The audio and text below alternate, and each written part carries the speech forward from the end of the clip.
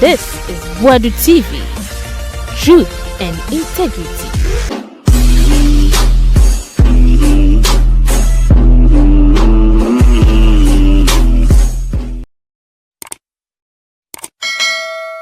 Boadu TV sini yama wonyina akwaba evabraso na Paul Adom Otchere da semna Okudzato Ablakwa kokan foreign minister kokan Paul Adom Otchere nyame sa Adom Otchere so de ne bre lakwa so nya sanketo what to say Asiedu Nketia ye thank you ben like or ye then or ye thank you to no amafo bi kika say aproba na wobo or ye campaign or pese or jinana or two academy NDC amanko no and we to say Paul Adom Otchere the apostle Paul with Jaso. To say something about this photograph, and this is a different video, viewers. I'd like to say something about this photograph. Okay. Now, the reason why, I'm going to show you the reason why Europe, it's democracy. America is democracy. It's slightly different from Ghana. There are a few African countries, South Africa, that's good. These are two gentlemen. Ablakwa was struggling on the show last night. I'll show you the video. But these are two gentlemen seated. On the right is the journalist asking the questions. On the left is the powerful politician, Eeii Okudzato Ablakwa, the foreign minister. But here's the catch. These two gentlemen are mates from Presec. They were sat in the same class. They are mates. So when Bernard Avila is interviewing Okudzato Ablakwa, he has no qualms, he has no fears, he has no embarrassments, he has no hesitations.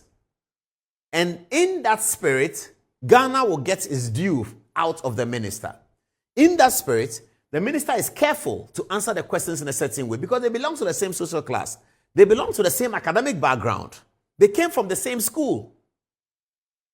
The difference, and that is why we are struggling, we have a problem in democracy if this one has to remunerate this one. Then we have a problem. It's okay for us to have them on the same level. That's an improvement. We didn't used to have that in the past. Now we are getting quite a bit of that. So it's improvement. The next level of improvement is that this one should not be able to remunerate this one. This one should earn as much as this one. That's where it settles it. And that's why you find in the advanced democracies, they protect journalism. They don't allow all of us to become journalists. They protect it. So you will see that it's okay to be a journalist and become a politician in England. That's fine. Boris Johnson, the Prime Minister, he was the editor of the Daily Mail. But all the time he edited the Daily Mail, he was a conservative. He's been a conservative forever. I don't like to use myself as an example. Like me, I've been right-wing forever. So you shouldn't be surprised if you find me in a right-wing government tomorrow. It's okay because I've been right-wing, defending right-wing policy for a long time. There are journalists who are left-wing. But whilst at journalism, that journalist should be equally matched with the politician. It is only then that the nation will survive. When equally matching a politician with academic qualification, equally matched with a politician with information, equally matched with a politician with social connections, social standing, social status, they should be equally matched. If they are equally matched, then the country will be saved. If they are equally matched, democracy will be tested. If they are equally matched, the politician will be questioned and will be interrogated in the interest of the nation and the growth of democracy. This is what we have been lacking for a long time. Now we are getting to the level. But we need to find a way in which journalists are so well paid that when the two of them leave Presec, the best one is going to media because that's where they are getting well paid. We should be taking people from school and paying them the way GMPC pays them. We should be taking people from school and paying them the way Bank of Ghana pays them because the media is more important than GMPC. For the sustenance of democracy. The quality you have in the media is more important than Bank of Ghana for the sustenance of democracy. Many years ago, I'll tell this story very quickly and I end. Many years ago, we were looking for sponsors for Good Evening Ghana. So we went into a bank, a state bank, I'll mention the name. And the bank said to us that they don't like politics. They're not interested in politics. It's politics and politics. So I was with my boss and I told them that if you're not interested in politics, and you don't let us streamline the politics and give the people a voice and let the people feel that the politicians are doing the right thing, you will become like Liberia. You will carry your mattresses and you'll be walking on the streets. You are a bank manager, but you carry your mattress and walk on the street when the civil war breaks out. And then they said to me that But if the civil war breaks out, you two, you are inside. And I said, I will not be inside. They said, why? I said, oh, me, I will be spokesperson for the rebels. In those days, the Liberia Civil War had just finished. And they all laughed. And I said, yes, I will grant the BBC interview for the rebels. And I'll say that I represent NPLA. And I'll say that they are fighting for democracy. And the president had violated article this and article that of the Constitution. And he had postponed elections indefinitely. The rebels will rely on me to say that for them. But you, bank manager, you will carry your mattress and you will be walking on the road. So invest in the media. When the media is solid, powerful, and sustained like America. This afternoon, I was watching a press conference of Donald Trump and Keir Starmer, the British Prime Minister. Oh my goodness, I just loved it. You could tell that the media in the room and Donald Trump and Keir Starmer were equal. They are all Oxford, Cambridge, Harvard. They earn a lot of money. And so they were asking bold questions of Donald Trump. The Sky News lady said, Mr. Trump, you said the other day that you were disappointed about Vladimir Putin. Do you now regret doing the things that you do? I was watching. I said, when will Ghana get to this level? Until we get there, the democracy still has a long way to go. So when I saw this interview yesterday, I said, we are getting somewhere. We are getting somewhere. These are equally mad. They were mates. I don't know who was chopping first and who was chopping second. But if you ask me, let me look at their heads and see. I don't know. But these are people who were in the same secondary school, sat in the same class. One becomes a journalist, one becomes a foreign minister, politician. And he's asking him questions. And he knew him when he was 17 years old. And they were in the same class. So Ablakwa is not going to, look down on Bernard. No way, you can't. You can't.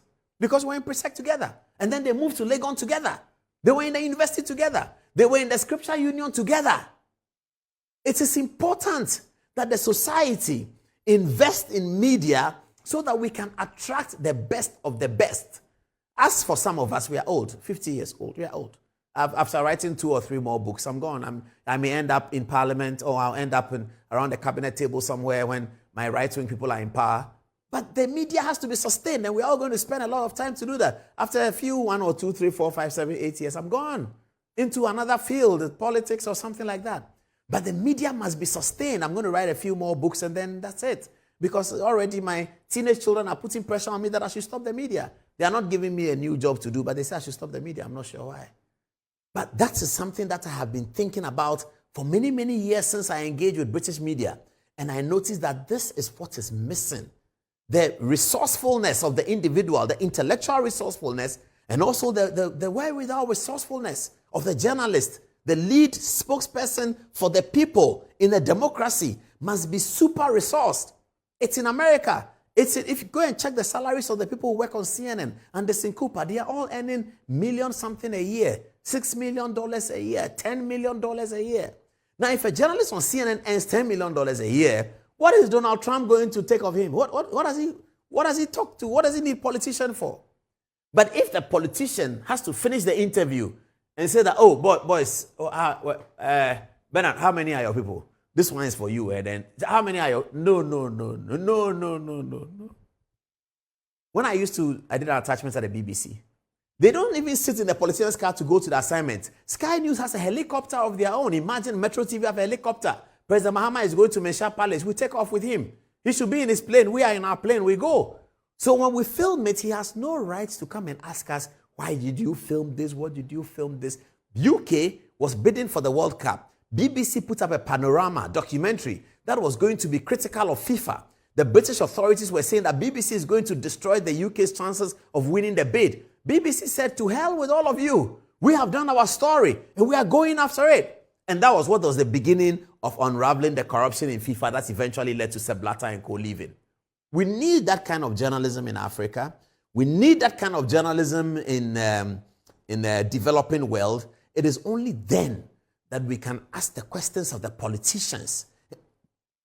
And that way, our democracy will be saved. Boot Teaching Hospital reports a sharp rise in non-communicable diseases, recording over 5,225 diabetes cases, 2,300 kidney cases, and 2,800 heart cases in just 6 months. Kolebu records over 522 diabetes. And someone put a post and said that Felix Kwachio Fosu is looking for evidence, and here is the evidence. I don't know where. Aaron Rams, for example, also has something to say. Miracles Abuaji went quite hard on Ransford Jampo, and I knew that Ransford Jampo was going to respond, and he did. But this is more serious than just rhetoric. It's more serious than rhetoric. The Galamsey menace is getting very, very serious.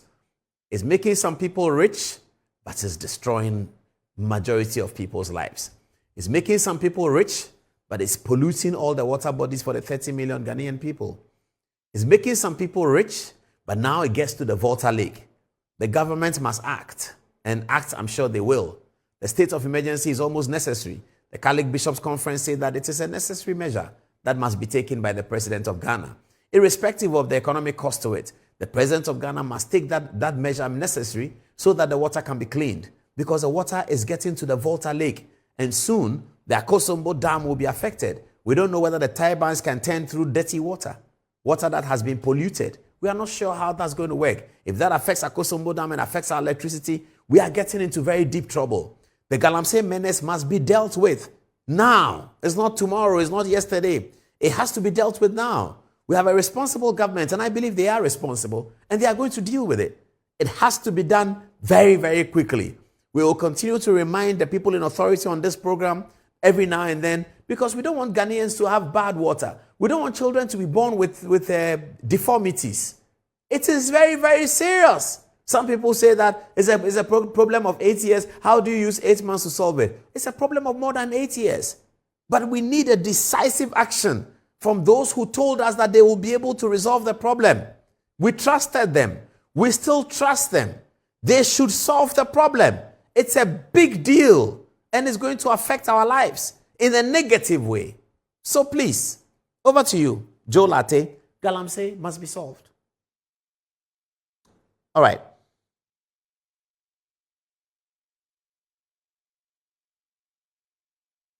Oh, there's a story here that fetish priest allegedly guiding illegal miners at River Cobra flees upon citing anti-Galamsey task force. Oh, that's interesting. So there are fetish priests who are guiding Galamsey miners, but this is the den of the fetish priest. And apparently when he saw the Galamsey anti-task force, he flew. It means government can do something about it. If the task force is working, even the fetish priest who has spiritual powers is running away. So the task force must work. The state of emergency must work. The military must work. Brute force must be applied to save the lives of the rest of the unborn Ghanaians and the 30 million people who are dependent on the water. All of us who depend on the water. We must be saved. We are more, 10 times, 100 times, 1,000 times more than the 25 people who make millions of dollars from Galamsey. We are more than them. Galamsey must be solved. Let's get to our next story where we are dealing with Johnson Asiedu Nketia. Now, my great friend Johnson Asiedu Nketia has come up for controversy when he set out to do a thank you tour. What is he thanking people for? But this evening I was listening to radio and I got a sense of what he's doing. He has a case, and I'm going to put the case before you viewers. Now, the case that is being made for Johnson Asiedu Nketia's thank you tour stems from the NDC strategy of 2024.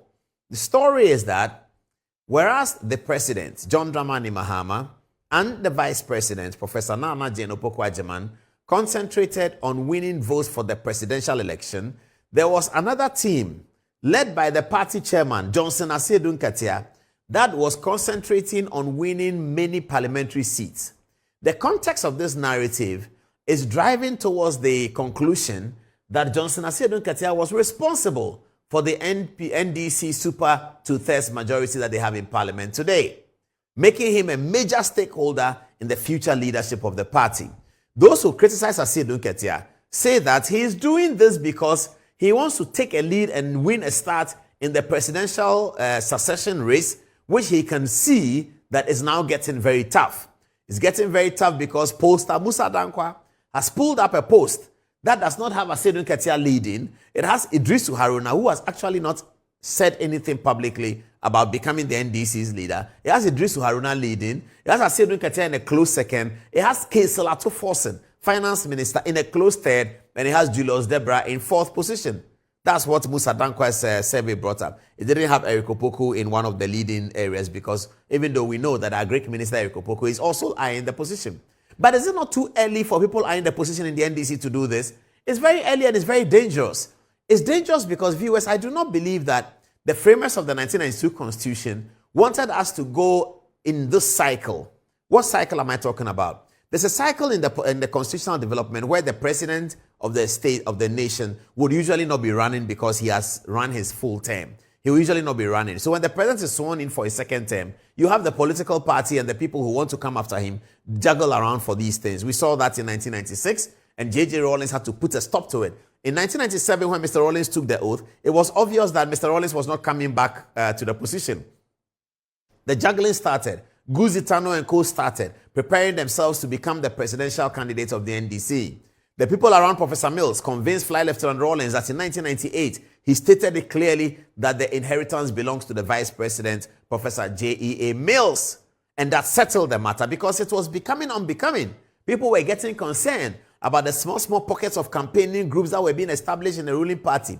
But that happens every other election cycle because usually you would have the president go in a second term. If John Mahama was running a second term, there will be no conversations like this. There will be nothing like that. Everyone will know that the president is running a second term. But here's a president who is in a first term like a second term. So whilst Ghana has changed over a president in 2024, we should have been changing over again in 2032 because we would have had a president who is running 2 terms. He may or may not win, but at least he's running 2 terms. So there's focus on the government, there's focus on the economy, there's focus on work. If he loses, he loses. But he's running. So internally, you don't have people with this divisive kind of attitude. Now, we are saddled with a situation where we have elected a president who can do 1 term. So having changed in 2024, Ghana is going to change again in 2028. That means the winner of the 2024 election is not on the ballot for 2028. The winner of the 2020 election was not on the ballot for 2024. And it was hoped that this would be a double cycle, but now we have done it back to back. Certainly, Ghana is the loser. NDC may not be the loser because NDC can win the 2028 elections. But Ghana is the loser because there's very little focus on driving the agenda. And we have had very little focus on driving the agenda between 2020 and 2024. We went into an election. We come to 2025. We are still having very little focus on driving the agenda because those in power are seeking to become presidential candidates. And this time, they are doing it pretty early. Less than 1 year of the new government, and Johnson Asiedu Nketia is on the road. Julius Debra is on the road. Kesela Tufosin is lacing his boots to hit the road. This is serious for the country, especially when you have the finance minister involved in the ambition.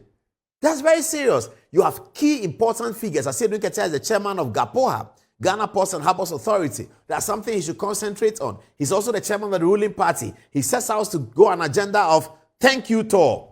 And Ras Mubarak says that what is he thanking people for? Because he was not the candidate. These are some of the photographs from Asiedu Nketia's thank you tour. It's amazing, isn't it? It's amazing. That's Johnson Asiedu Nketia, usually dressed in smock, talking to people in Eastern region and thanking them for voting for the NPP parliamentary candidates. That's what he's saying. He's not thanking them for voting for John Dramani Mahama. He's thanking them for voting for the NDC parliamentary candidates all across the nation. That's an enthusiastic supporter of Johnson Asiedu Nketia and the NDC. And all of them in there checking it out. There he is. Asiedu Nketia enjoying embrace and hugs and all of that. You know, you have to love Asiedu Nketia in terms of his politics. There they are. The Green Army. There they are. So this is the danger of what is happening. This really is a very, very dangerous matter. And it's a danger of what is happening. It is so dangerous that people have even put up Asiedu Nketia's video, which is an old video, which he did when he was running for chairman. They've put it up and presented it as something that he started doing just now. But that's how the NDC is divided. Ras Mubarak says you can't do that. Other people say, what's Asiedu Nketia doing? Why is he panicking? Other people say, but Julius Debra is doing it. Finance minister will start rolling out his campaign strategy. Finance minister is the one paying everybody. So it's very likely to have people falling in line according to what he wants them to do in furtherance of his ambition. That's very serious for the country. Are we going to have a government that is running the country until the election year, when we get into election, or are we starting the election today? The New Patriotic Party, the opposition, they are electing their candidates in January. As soon as that candidate is elected, he's going to go full throttle on politics. And the NDC would have to respond to that. Are they going to respond as Asiedu Nketia's team, Julius Debra's team, Kesela Tufosin's team? Somebody must bring something to order. Somebody must bring something to order. Otherwise, we are going to struggle as a country. NDCs will not struggle, but Ghana will struggle because you have done it in 2024. You're doing it again in 2028 where the government is not concentrating because people are pursuing their own ambition. Self-preservation is the first for every human being. So if I'm a minister and I have to have meetings, but the constituency chairman in Jomoro is calling me, and that's where my vote is, I'd rather go there than have the meeting. And that can jeopardize the development, all this big push and all the fantastic things that President Mahama is announcing. He needs all of these people to come together to work. Are they going to be there to work, or are they seeking for delegates' votes? This is very dangerous. Very, very, very dangerous. And we have to check it and look at it. Now, listen to Dr. Tony, who says he doesn't even want to be around to look at the succession of President Mahama. We really don't know why Tony said that. Is he saying that it's so ugly he doesn't want to be interested? Is he disappointed with the caliber of people who are running? Is he disappointed with the process? But an NDC stalwart, as powerful as Joseph Anthony Edu, former Minister for Defense, says that I'm not interested. I was so sad when I saw the video. I want to see where the future of the party. You know John Mahama. All I want to see is live long enough to see the Black Stars qualify for the World Cup and see them play well during the World Cup.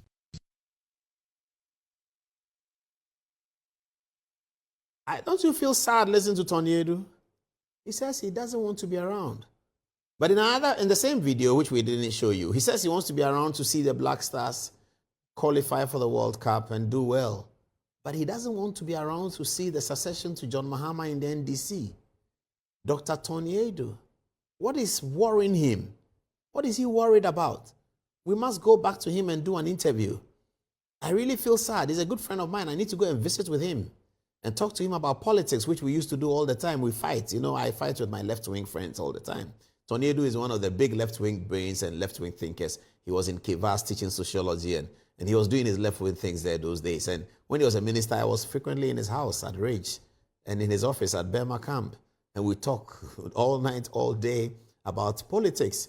His biggest moment in politics came in 2008 when I showed up at the office of Flight Lieutenant Rawlins, and Tony Edu is a close associate of Rawlins. I showed up at Rawlins' office, and he saw me and said, "Paul, you see your guy lost the election? You see, he lost it by a whisker. I told you that Akufo-Addo was never going to win this election." Tony Edu was very, very happy when Professor Mills won. He was delighted. He was over the moon with excitement and joy when I saw him in JJ's office 2-3 days after the results had been declared. He was my guest on Good Evening Ghana on the, I believe that was the 9th of January 2009. 2 days after the swearing in, he was guest with Atacha. I never forget that program. It was a very, very big program. It ran for about 2.5 hours because Atacha was challenging the validity of the Mills election, etc., etc. And Tony Edu, who is not a lawyer but was always making very sound legal arguments, was on the show with him. I have to look for that. I just got a text from Presec, our people, or that dear Chris Fifi Johnson, who campaigned for the NDC heavily during the election, sends me a text and says, "Senior, good evening. Bernard Avler was Ablakwa Senior. Bernard is 1998. Ablakwa is 1999. Viewers, you get the point I'm making? You see the point I'm making? Bernard Avler actually was senior. Ablakwa was a year behind him. Now Ablakwa comes to the show and look at Ablakwa trying to intimidate Bernard and say that I do know more law than Attorney General. This is a blatant abuse of power. It's a blatant violation of the law. And I'm so disappointed that it has to be a foreign minister from Presec who does this faux pas. Diplomatic, political, legal faux pas. Samuel Okudzato Ablakwa from Presec is so worrying for all of us that he was going to, in his light, we are going to see light. Videbimos Lumen. Illuminituo Videbimos Lumen, in thy light we shall see light. Here is Ablakwa sitting on another Odadia's platform and is throwing the faux pas. He says that, I'm sure they forgot or something. I don't understand it. NDC has such an amazing elephant majority in parliament, and they can send anything to parliament and whisper to their people, and they don't do it in the blatant face of the case of Margaret Banfo and Henry Nana Boachi versus the Attorney General. It is in 2017, what's this? GHAC. I thought it's GLR, or it's Ghana Supreme Court Law Report, I believe. Now, these were the judges who put up the matter, and they call them the quorum. Ekufu CJ, that's Sophia. Atuguba dissented. Adinyira, Doche, Eniyeboa, Bafoboni, and Badegbe, all of them agreed. Where's Justice Atuguba? Justice Atuguba is here dissenting. This is Sophia. This is Adinyira. This is Doche. This is Eniyeboa. This is Bafoboni. And this is Justice Badegbe. May he rest in peace. With Atuguba dissenting. 1, 2, 3, 4, 5, 6, 1 decision of the court that the government of Ghana is not able to bring in people as Gitmo 3 and say that it was based on a memorandum of understanding. Eeii Ablakwa tells Bernard Abza that the Attorney General's view of the matter is that they can do it without Parliament. I do not believe that. I do not believe that Dominic Ayini took that view. Neither do I believe that Sremsai took that view. I believe that it was an oversight from the foreign minister, and he's hiding behind his oversight. You see why sometimes they don't come on Good Evening Ghana. I keep telling you that nobody has stopped them from coming on Good Evening. Are you going to come on Good Evening Ghana and tell me this? Ablakwa will sit on this show and say that it's that I would massacre him. It is the Attorney General who did that. The law is clear. The Supreme Court decision is there. That's why he won't come. If I invite him, he won't come. And they'll hide behind politics and say, oh, he's doing MPP program. But these are the issues. These are the issues. You see how Bernard caught him flat? And look at Ablakwa's response. Oh, do you know more law than the Attorney General? Oh, my goodness. You should be apologizing for that. You are telling the journalist who is pointing to you a Supreme Court decision, do you know more law than the Attorney General? Really? Well, I've heard Nana Boachi say that he's going back to the Supreme Court to do this. But I use this example to show how journalism can work in Ghana. If Bernard Abla did not conduct this interview, we will all not be talking about this. He didn't conduct the interview. He didn't pierce the veil. Now, these are the people who did the case. Ejebafo, our favorite Good Evening Ghana friend, Henry Nana Boachi and Madame Bamfo, they went to court in 2016 to challenge the decision of the Mahama administration. Marietta Brew then was the Attorney General. Dominic Ayini, today the Attorney General, was a Deputy Attorney General. They went to Supreme Court and obtained a 6-1 decision against the government. It was a case that was lost to the Attorney General. And it beats anyone's imagination why the same group of people come back to power, do the same thing, repeat the same mistake. The same illegality has been repeated in all fours. It has fallen on all fours with this one. The exact same illegality has been repeated, except that some of the actors are different. The president is the same. The foreign minister was Hannah Tete. Now it's Okudzato Ablakwa. The attorney general was Marietta Brew. Now it's Dominic Ayini, who was in fact the deputy to Marietta Brew. That's not good. That's not right. But we'll see. We'll see how it goes. Okay. Is it Article 75 that we need to look at? Maybe let's look at Article 75 and just leave it over there, and then we can go to text messages. Article 75. The president may execute or cause to be executed treaties, agreements, or conventions in the name of Ghana. A treaty, agreement, or convention executed by or under the authority of the president shall be subject to ratification by A, Act of Parliament, or B, a resolution of Parliament supported by the votes of more than 1/2 of all the members of Parliament. This is very simple and this is very straightforward. That the President of Ghana may execute or cause to be executed agreements or conventions in the name of Ghana. A treaty, agreement, or convention executed by or under the authority of the President shall be subject to the ratification by an Act of Parliament or by a resolution of more than 1/2 of the members of Parliament. This is quite straightforward. This was violated in 2016 by the Mahama administration. The Supreme Court was invited to pass a verdict in a 6-1 decision. The court held that the Mahama administration was wrong in ignoring Parliament to conduct the Gitmo 3 welcome to Ghana. Now, it's not 3, it's over 40 people, West African neighbors, same situation with the United States. United States is deporting them, we are taking them. Well, the matter is kind of sub judice because Oliver Vermaho is about to file a legal action against the government to challenge the decision of the government to do so based on the Supreme Court authority of Bamfo and Henry Nana Boachi versus the Attorney General. It's going to be very interesting. The Supreme Court will have work to do. We'll see whether the Supreme Court will depart from its original decision because they can do that and take a new decision, or whether the Supreme Court will go by their old decision. Let's take some text messages at this stage. And then Justice Gertrude Tokonu has, this is different from the Gitmo. Justice Gertrude Tokonu has filed something at the court. We just might have a look at it in some detail on Tuesday, because today we have 2 more major items coming. There's some insecurity problem that Al-Hassan Bello is going to tell us, and then we have the Charlie Kirk interview. But Anziba is here to tell us what people are saying through the text message. Anziba, good evening. What are people saying? Good evening, Paul. Thank you very much. Coming from Ivan Topuku, he says, Mr. Paul, please, where can I get a copy of your book to buy? Our Hajj Bob CD says, Assalamu alaikum, Apostle Paul. I tried to get in touch with you as mentioned, but things didn't go as planned. But I thank God that you came, participated, and you are back to the Good Evening Ghana studio to serve your nation and viewers. I wish you good luck, health, and prosperity. Regards to Echo Vincent Asafwa. Coming from Richard Murphy, Ado, he says, I like this Nanado's bodyguard, very loyal. May God bless him. Our Hajj Bob CD says again, the whole of Ghana was in Asante Man. Coming from Gasti Man, he says, today's final funeral rites of the Asante Hima was a true testament to the richness of Asante culture, dignified, powerful, and deeply rooted in wisdom. Otumfuo said to continue to embody leadership that unites heritage with national pride. Long live our traditions. Coming from Junior Akbar, he says, I think our president has failed to fight the issue of Galamsey.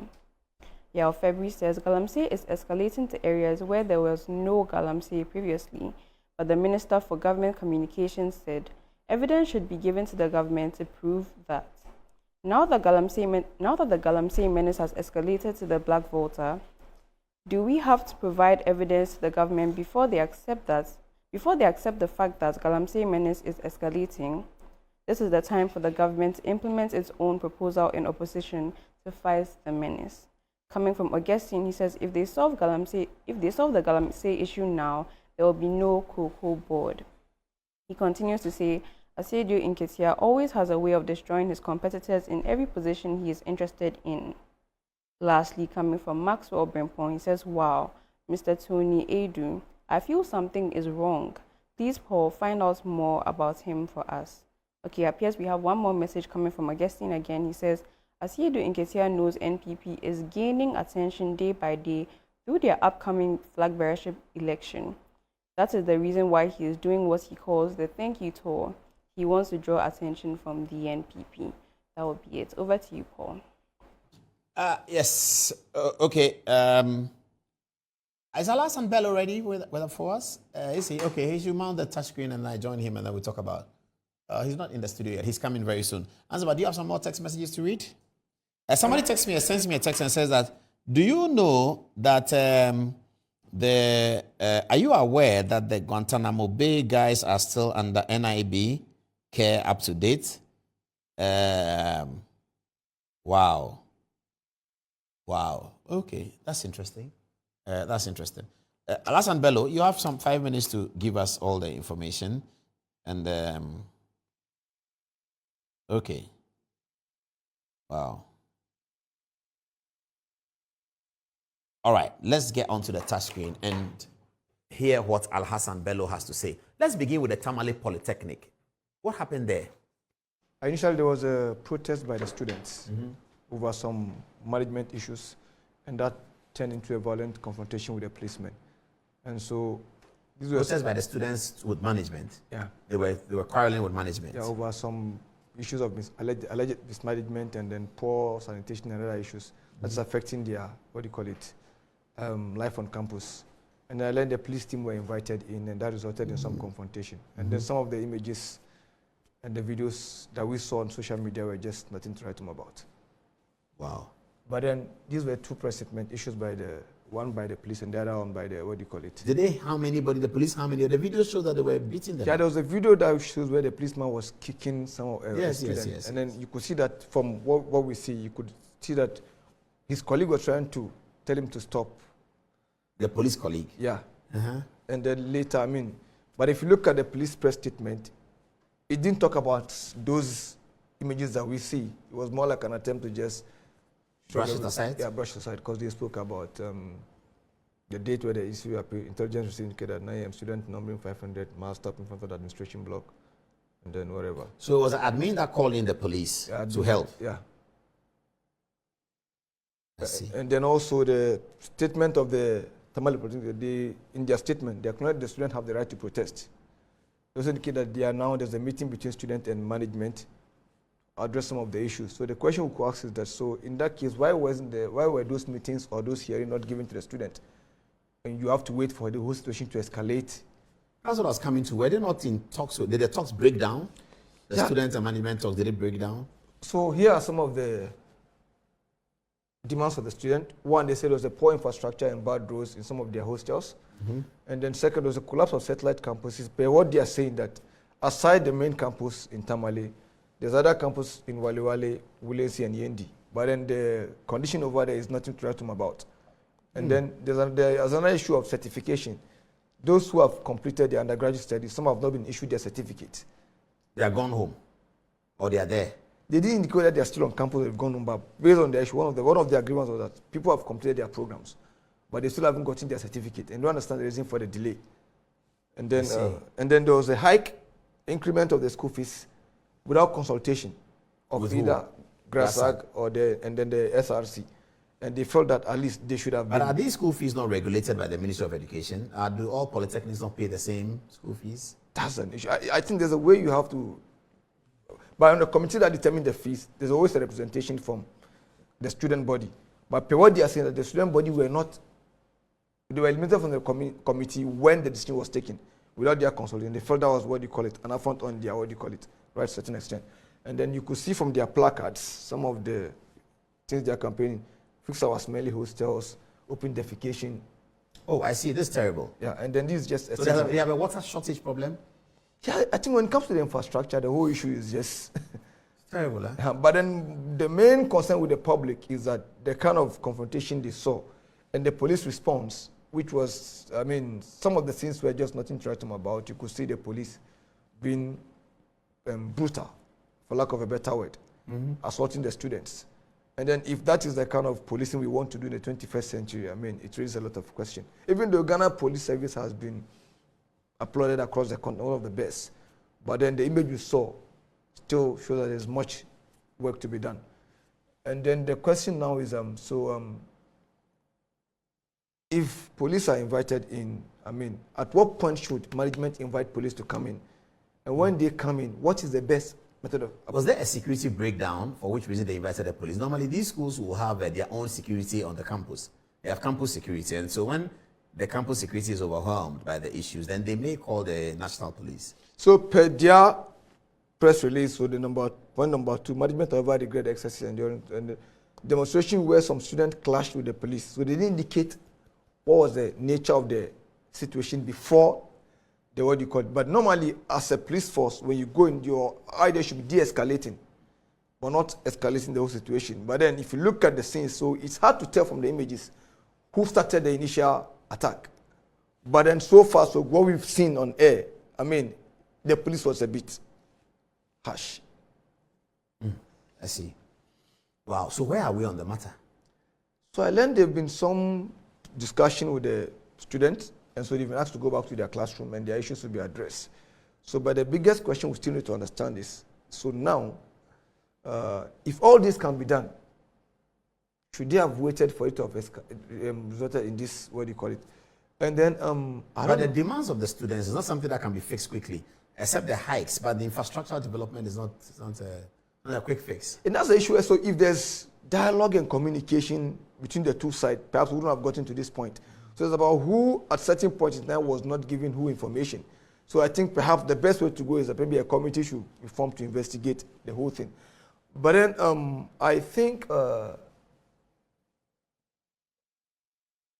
remember the new policy, the no fee stress. Yeah. I mean, it's been able to address the issue of level 100 and some, what do you call it, admission. People have, even when you get admission, you are not funded. So I think this raises the idea of we broadening the whole discussion. Look at how do we also sustain or support the continuing student. Because if fees hike is a problem, the challenge, one of the things we're trying to address, which has to do with the cost of education, is still probably, we still need a debate and a second look at it. So we've addressed that of new entrants. So how Because do the we, administration could easily hike the second year so that you actually still pay for the first year. so we need to look at, I think it calls a broader conversation, broader discussion with stakeholders to find the best way to deal with the issue. So there's calm on the campus now?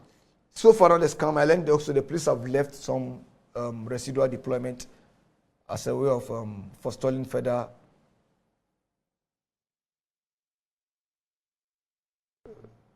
understood. Okay. It's in their statement? Yeah, the residual. Okay.